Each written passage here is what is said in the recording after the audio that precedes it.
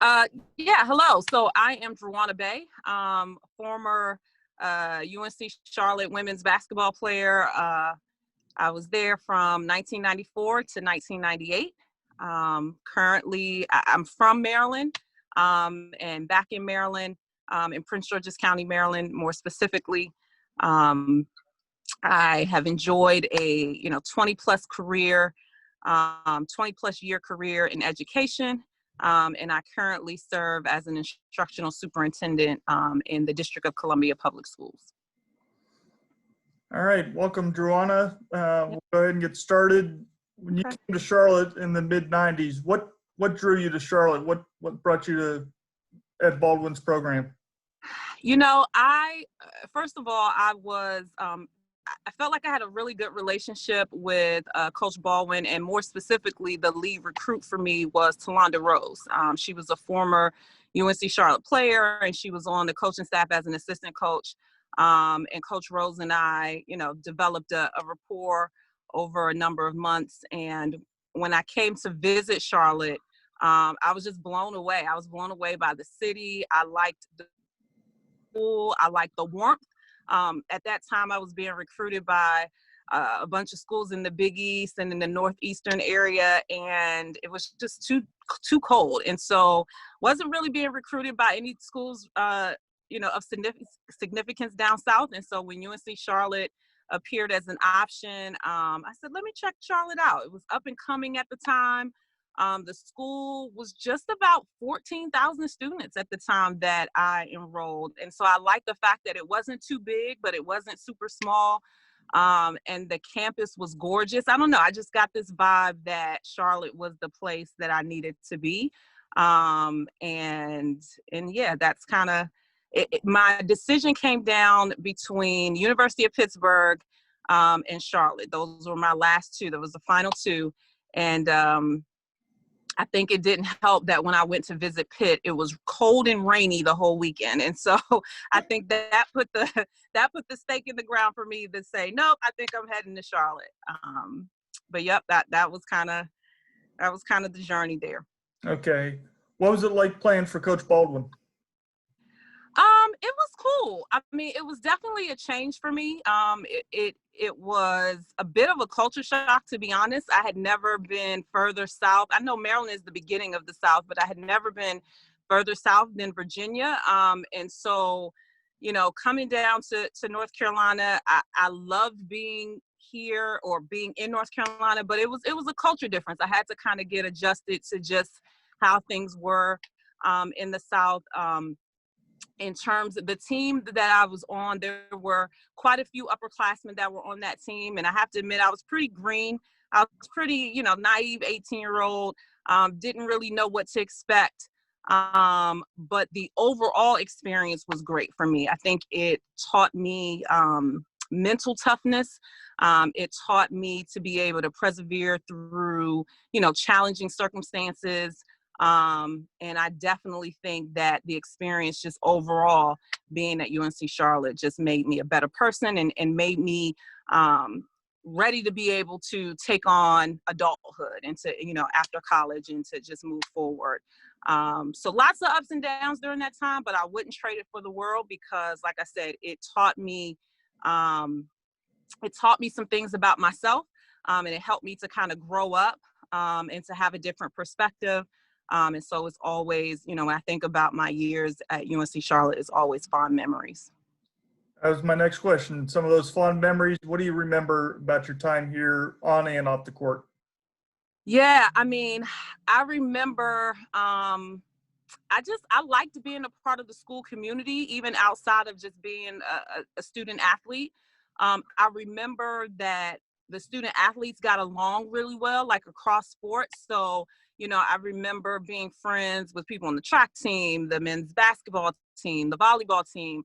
I remember that the sports teams all supported each other. So like the girls basketball team would get together and we would go to the volleyball games, or we would go to the men's basketball games, or soccer or baseball. And then they in turn did the same thing. So I always thought that was really neat, that the athletic program supported each other within the school. I have fond memories of just like teammates and, during the time that I was there, we didn't win a lot of games. You know what I mean? We had some struggles there in terms of winning, and we had the talent, but, for whatever reason, sometimes we didn't always put it together. But I appreciate the people that I met.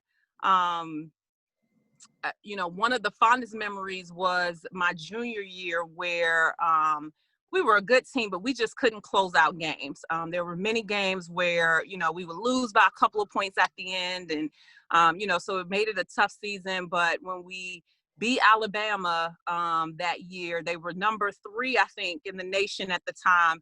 And they were so disrespectful. Like, they flew in the day of the game, right? Like, they didn't even really do a pregame. I think they thought, like, this team is not, they're nothing. And, we beat them that game, and it was a fond memory because it was a tough season. We had good people on the team.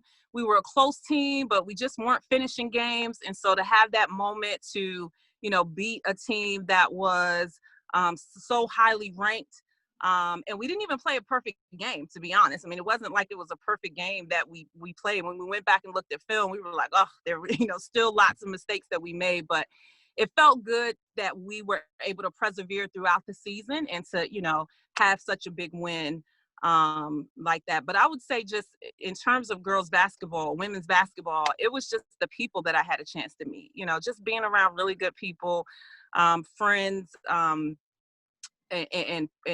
lifelong friends that, people who I stay in touch with even today, Nikki Richardson, who's Nikki Graves now, and Tanya Pfeiffer, and, a lot of those ladies, we get together, or we at least chat, every now and then, and everyone kind of keeps an eye on each other. So yeah, I would say that that's probably the most fondest memories that I have. Your senior year, named team MVP. What did that mean to you? Yeah, I think, it meant a lot to me just because my basketball career at UNC Charlotte was kind of an uphill battle. Like I said, when I came in as a freshman, I don't know if I was really prepared for all of what was coming along with being a Division I athlete. Just the, strength and conditioning alone, the difference between high school and college. In that regard, it took me a while to kind of wrap my brain around, it's not just about playing the game, but you also have to be conditioned. It's just certain things that come along with playing at that level. And so it took me a little while, right? Like, I didn't play a whole lot my freshman year. And that was frustrating because I knew I could play, but some of those other things that I just wasn't prepared for kind of impacted what my freshman year was like. And then my sophomore year I played, but it was still took a little while. And then we weren't necessarily winning as much, right? And I was used to, winning. I was used to coming from winning programs. And so all those things were pretty tough. But to get the MVP my senior year, I think what it meant to me was that I was able to be strong and I was able to overcome some of the bumps in the road during my 4 years. And that it was being recognized, by the coaching staff that, I will never go down in history at UNC Charlotte as, winning the most games or, having stats that are off the chart. But it meant something to me that they recognized that I was a person who stuck with it and was committed to the team and committed to the school and committed to the program. And so, yeah, that felt good. What was your degree in, and how did you follow your career path to where you are now? Yeah, so I actually double majored in chemistry and sociology. And when I graduated from UNC Charlotte, I thought that I was going to go on to pharmacy school. That was in my mind. I was going to go to pharmacy school. And then something told me, no, I don't think I want to do that right now. And so when I came back to Maryland, I had the opportunity to actually go into education. It was at a time in the country where there were a shortage of math and science teachers, particularly middle school and high school teachers. There just weren't many. And I happened to have that background. And so I interview thinking that I was going to kind of get my feet wet by being like a substitute teacher or something, just to kind of feel it out and see how I liked it. And I stepped in front of my first 7th grade class and just fell in love and was like, this is what I want to do.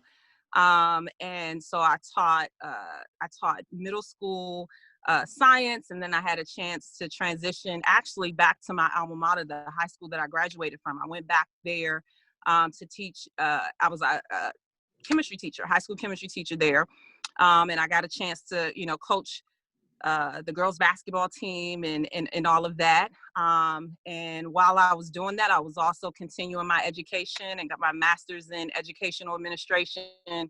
And I looked up and my school district was knocking on my door wanting me to go into administration. And so I became an assistant principal at a high school.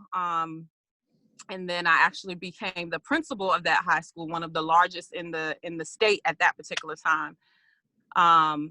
And then transitioned on to more of a central office role where I supervise principals. And that's pretty much what I do now. I get a chance to mentor and to coach and to, supervise secondary school principals in DC now, in the District of Columbia. Okay. Yeah. How much have you been able to keep up with what the program is doing now, or coming back to campus? How often have you been back and checking things out? Yeah. Unfortunately, I have not been back to Charlotte in quite a bit of time. I would say it's been at least, I have an 11-year-old daughter, and the last time I was in Charlotte was either right before she was born or right after she was born. So it's been at least 10 years since I've been there. And I know many things have changed. I know that the campus has exploded and gotten so much larger. I was really excited when football hit the campus, and was trying, I think the first couple of years, to kind of get tickets to a game that would like somewhere close that I could get to. It didn't quite work out that way. So I still haven't seen a game yet, but my plan is to get back to Charlotte soon. I just have not really had the chance.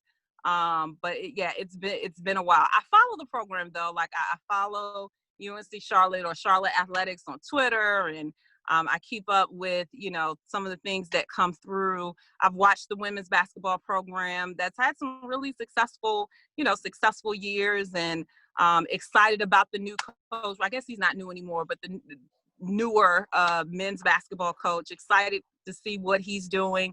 And every couple of years, it seems like we get, whether it's on the women's side or on the men's side, there's a player from the DMV, which is my area, who ends up at UNC Charlotte. And so, I'm always interested, in that, and seeing, players that come from our area, which is really a hotbed for basketball, to see them, choose UNC Charlotte. I'm always excited about that.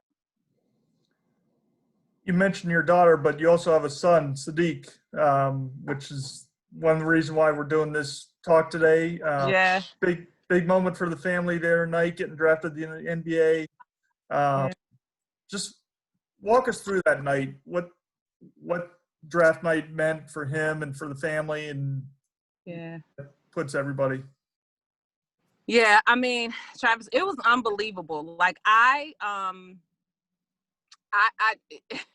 it was the fact that he even had the opportunity to even be considered for the NBA was something that I was still wrapping my brain around. Sadiq has played basketball from very, very young. I think, when he was a baby, I put a book in one hand and a basketball in the other, and he's played, ever since. And he's always been, one who loves the game and loves to be around the game. But he was kind of a late bloomer in terms of receiving any type of recognition for the game. Him being recruited to college was kind of late. He didn't really start getting recruited until really probably about his junior year in high school. He grew late. And so, the opportunity for him to even play, at Villanova with Jay Wright was like a dream come true.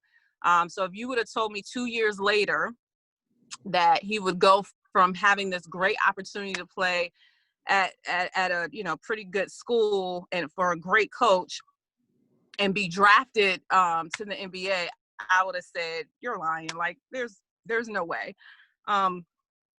So the night was very, very special. It was just very, very special. And it was special because he's such a hard worker, right? Like he's just a hard working kid. And, you know, nothing's ever been handed to him. He's always had to work for it. He's always had to continue to have a mindset of trying to improve and get better.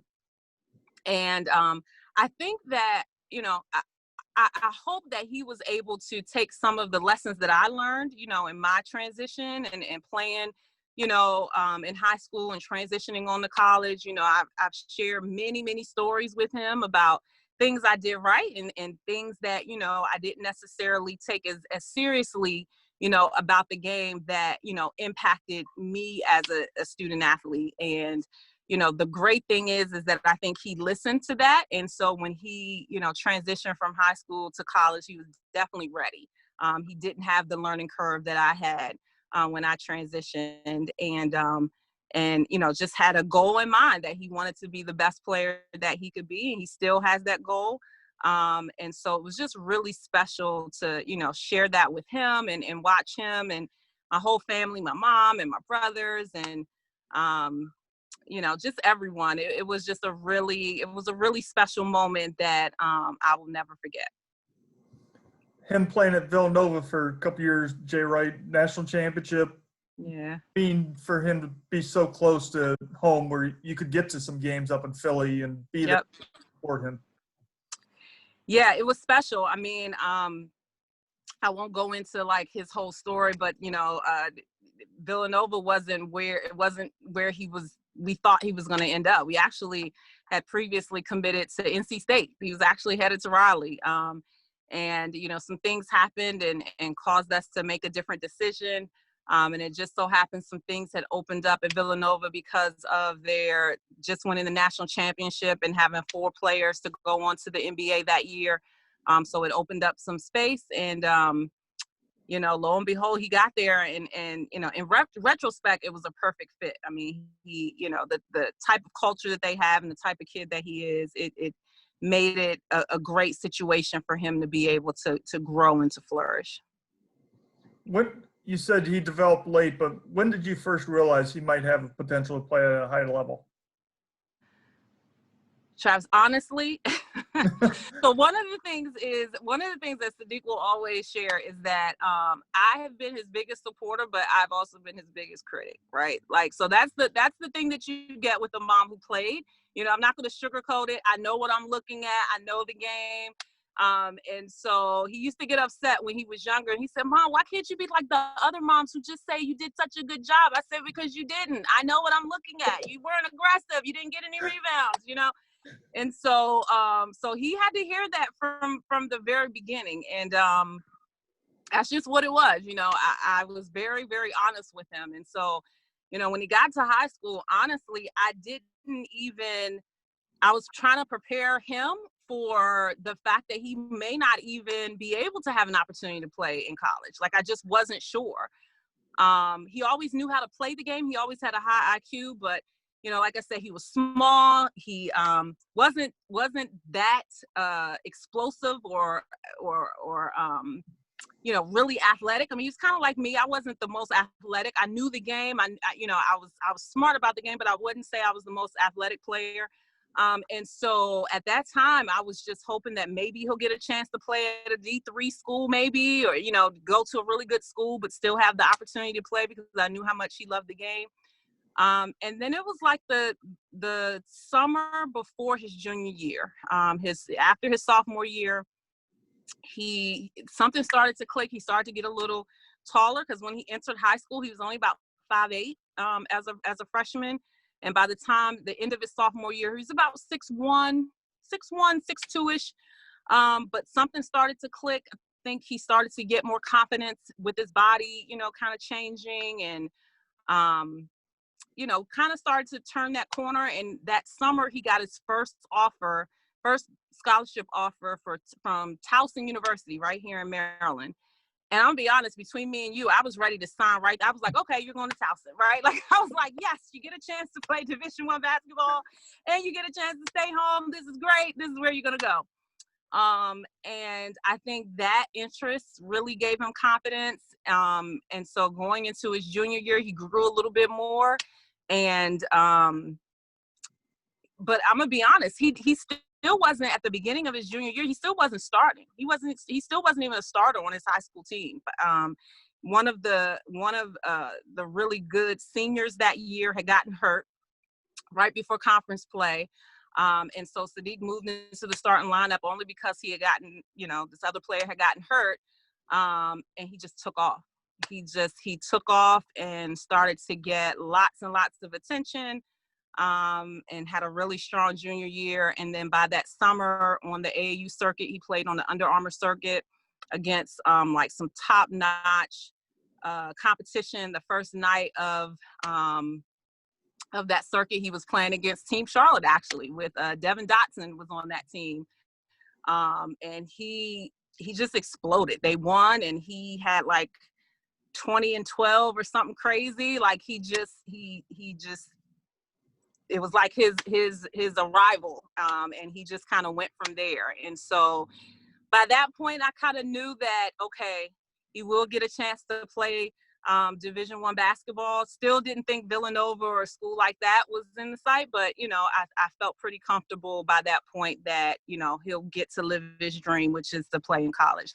The NBA part never even crossed my mind, to tell you the truth. Another special bond that you two share, jersey number 41. Yeah. That in college, he wore that in college. What does that mean to you to have both of you wearing 41? Yeah, that is so special. I wore 41 in high school. I wore 41 all 4 years of high school. And when I transitioned to UNC Charlotte, I was able to wear 41 because, 41 is not a very popular number. So it was great. No one was trying to get that number. And so that was my number at UNC Charlotte. And it's funny because while he was growing up, he never wanted to wear my number. Kobe would want Kobe's number, or like other people's line. He never wanted to wear my number. And even when his first year at Villanova, he didn't wear 41. He wore the number 15, which is what he wore in high school. But when he came home during the summertime after his freshman year at Villanova, and it was right before it was time for him to go back, he said, "Mom, I got something for you." And I was like, what do you mean? And so he said, "Well, don't worry, I'm not going to tell you right now. Just wait. Just watch my Instagram handle. You'll see it in a couple of weeks." And I said, okay. I still didn't know what to expect. But then he revealed it, I guess, when they were doing their preseason, like, uniform shots or whatever. He revealed that he was wearing my number, and it was real special. Like it was, I was really surprised. I did not think that he would, particularly because he does not view himself as a forward. He views himself as a guard. And so I'm like, 41, I don't know about that number being viewed as a guard, but it was just really special to think that, he thought enough. He thought even in that way that he would want to wear my number and to kind of continue the legacy. It was just really special. I appreciated it. And it kind of solidified who he is, just even as a person. He's very loyal. He's very close to family.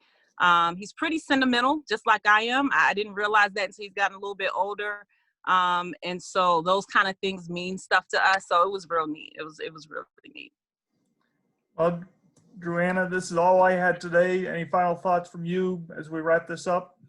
No, I just want to say thank you. I mean, when I heard from you and thought, oh, I get a chance to, go back to my UNC Charlotte days. You notice how I'm aging myself. I keep saying UNC Charlotte, and I realize we go by Charlotte now. But this opportunity was great. Great opportunity to kind of walk down memory lane and to think about those days. And so I just really appreciate it. I wish the 49ers, all of the teams, much success. Like I said, I'm planning to get back to Charlotte. I can't wait because I've heard so many great things about the university now and how much it's changed. And grown, and even the city itself. And so, you know, even though I live in Maryland, I'm from Maryland, you know, Charlotte will always be my second home. Well, I appreciate your time today. Thanks for catching up with me, and we hope to see you back here in Charlotte some point soon. Absolutely. Absolutely. Thank you so much.